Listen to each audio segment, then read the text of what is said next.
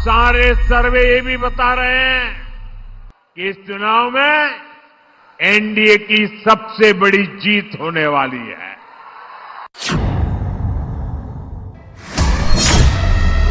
क्या बिहार में मोदी नीतीश का स्कोर 206 के पार होने वाला है? आज हर सर्वे में एक बात खुलकर सामने आ रही है।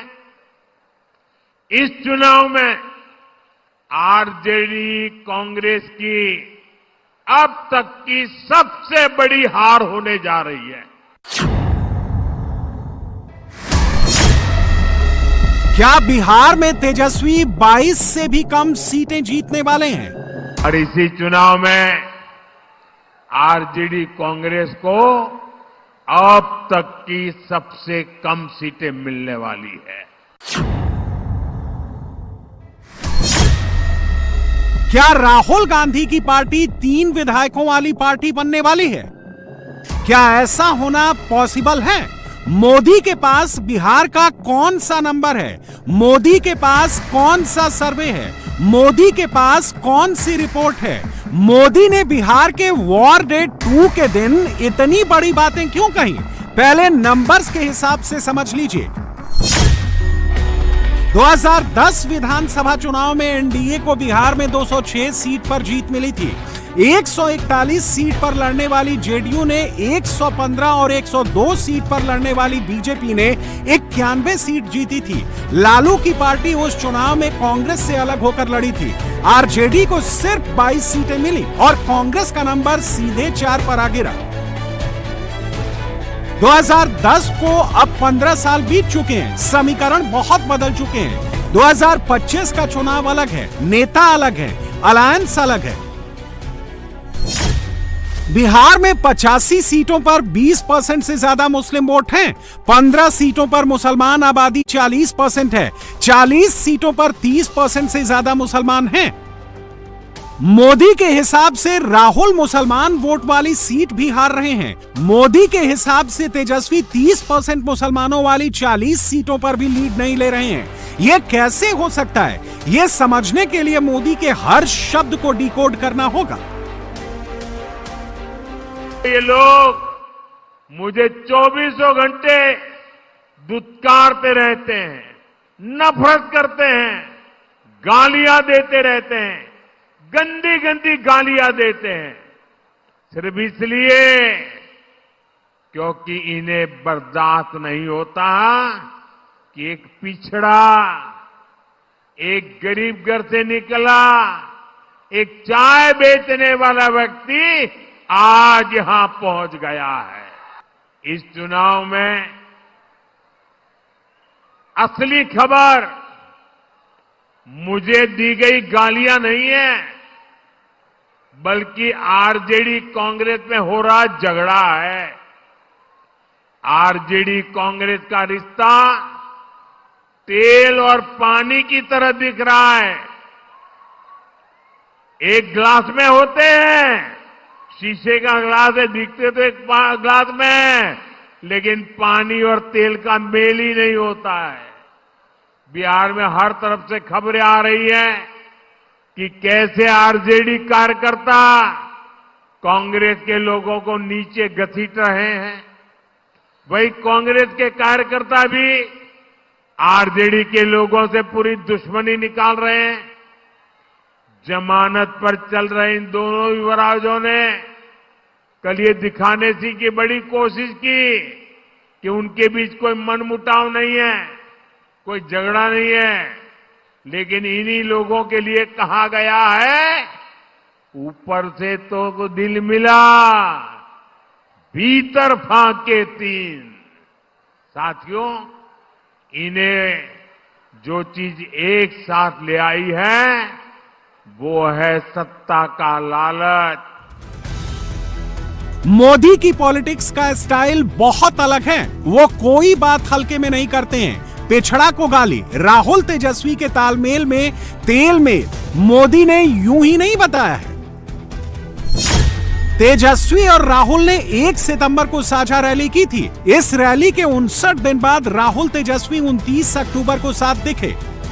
राहुल और तेजस्वी का मंच एक था, लेकिन पॉलिटिकल लाइन लेंथ बिल्कुल ही अलग रही।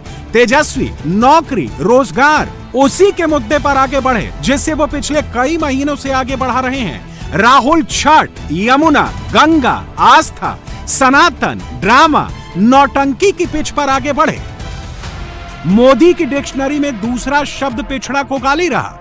अब इसे डिकोड करते हैं। बिहार में M+Y के 32% वोट हैं। इसी वोट ने लालू को कभी बिहार की सियासत में हाशिए पर नहीं जाने दिया। इसी वोट ने लालटेन को प्रासंगिक बना रखा है। लेकिन बिहार में असल खेल EBC और OBC वोट का है। बिहार में गैर यादव OBC वोट 12.86% है। EBC वोट 36.01%, जनरल कास्ट 15.5% है। ये वो वोट है जो जंगल राज के खिलाफ पड़ता आया है और इस बार मोदी उसी धुरी पर इस वोट को नई धार दे रहे हैं। मैं 5 शब्दों में उनके कारनामों की कथा कहना चाहता हूं। ये 5 शब्द कौन से हैं? कट्टा है कि नहीं है? कट्टा, क्रूरता है कि नहीं है? कटुता है कि नहीं है? कुशासन है कि नहीं है? मोदी इसे ही ट्रिगर कर रहे हैं। गैर यादव OBC, EBC और सवर्ण को एक पाले में लाकर चुनाव को 70-30 बना रहे हैं। चुनाव प्रचार में इनकी बेशर्मी देखिए, इनकी हिम्मत देखिए। चुनाव के मैदान में भी कैसे गाने बज रहे हैं। हम तो हाथ जोड़ करके आपकी सेवा करने वाले गीत लेके आते हैं और ये कैसे गाने बजा रहे हैं? इनके गानों में छरा, कट्टा, दूनाली, मैं तो सोच नहीं सकता भाई। ये छुरा, कट्टा, दूनाली, इसके गाने और चुनाव के मैदान में इनका मनसा का ये प्रतिबिंब है, उनकी सोच का प्रतिबिंब है। बिहार की सियासत में इस वक्त सबसे बड़ा सवाल मुसलमान वोट का है। अगर ये वोट एक साथ पड़ा तो तेजस्वी का नंबर 22 सीट से नीचे नहीं जाएगा। राहुल का स्कोर 4 सीट से नीचे नहीं जा सकता है, ये कंफर्म है। तेजस्वी इसी वोट के लिए आडवाणी की गिरफ्तारी तक का जिक्र कर रहे हैं। अमित शाह ने धमकी दिया कि तेजस्वी को ऐसा सबक सिखाएंगे कि अगला चुनाव लड़ेगा कि नहीं लड़ेगा सोचना पड़ेगा। हम बिहारी हैं अमित शाह जी, बिहारी। एक बिहारी सब पर भारी। बिहारी के डराते हैं, ये बाहरी से बिहारी डरने वाला है। जब लालू जी आडवाणी जी को गिरफ्तार कर दिए, इनके गुरु को, तो ये अमित शाह जी कौन चीज है तेजस्वी के आगे? तेजस्वी कुछ भी कह लें, कुछ भी कर लें, सच ये है कि बिहार में मुसलमान वोट को लेकर इस वक्त रेस सबसे तेज चल रही है। ओवैसी और पीके बहुत तेज दौड़ रहे हैं।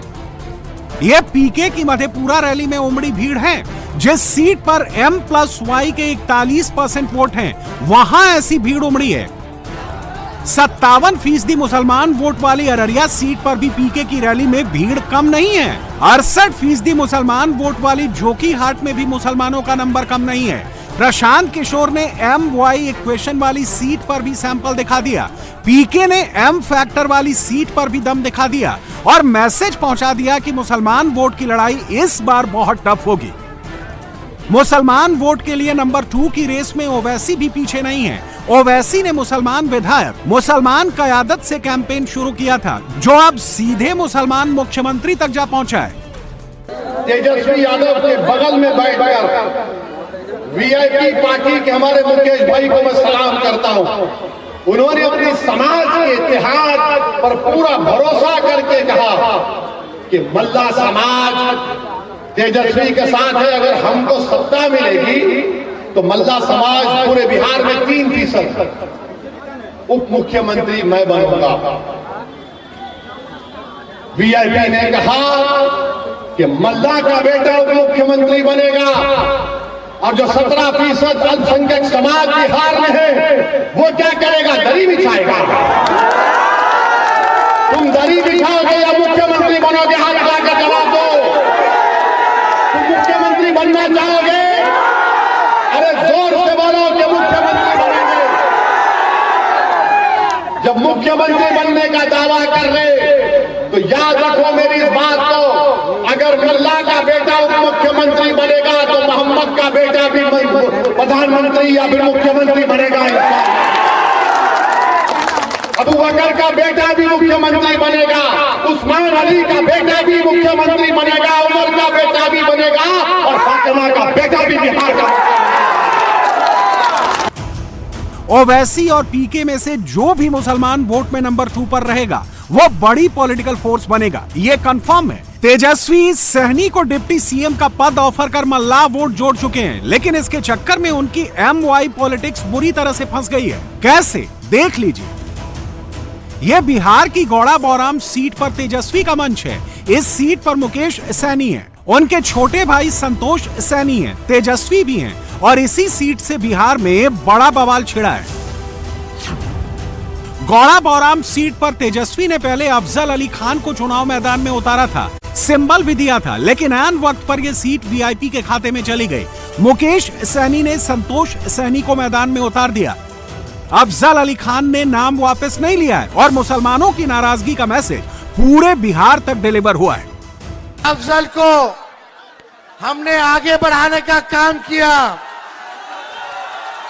पिछले बार हमसे टिकट मांगने नहीं आया था गौड़ाबौराम से, हमने बुला करके टिकट उसको देने का काम किया।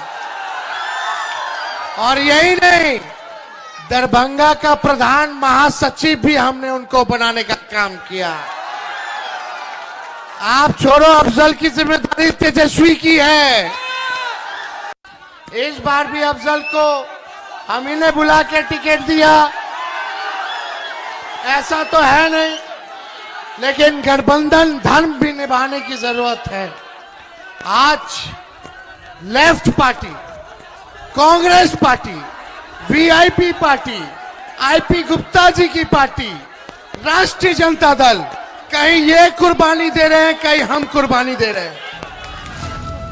तेजस्वी को कुर्बानी का पाठ पढ़ाना पड़ रहा है। इसके पीछे गौड़ा बौराम सीट के 25% मुसलमान वोट हैं, जिनके बिना सैनी की नैया पार लगना मुश्किल है और मुसलमान वोट के बिना तेजस्वी का सपना पूरा होना भी मुश्किल है। इसलिए खुलेआम मुकेश सैनी खुद ऑफर पर ऑफर दे रहे हैं।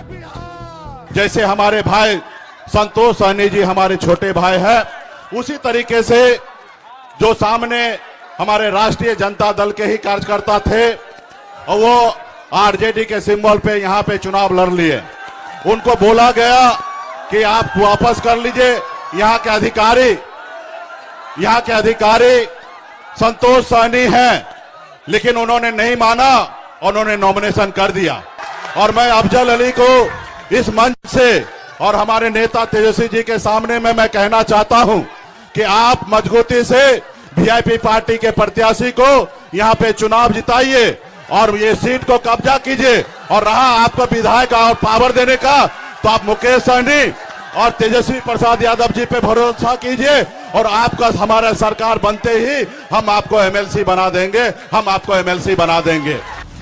बिहार में तेजस्वी और पीके रोजगार पलायन को मुद्दा बना रहे हैं। नौकरी रोजगार की बात हर मंच पर हो रही है, लेकिन आज मोदी ने बिहार की युवाओं से कह दिया कि अब जाना नहीं है। जीत को लेकर कॉन्फिडेंट मोदी ने आज पलायन कर चुके लोगों को शपथ ग्रहण का इनविटेशन दे दिया है।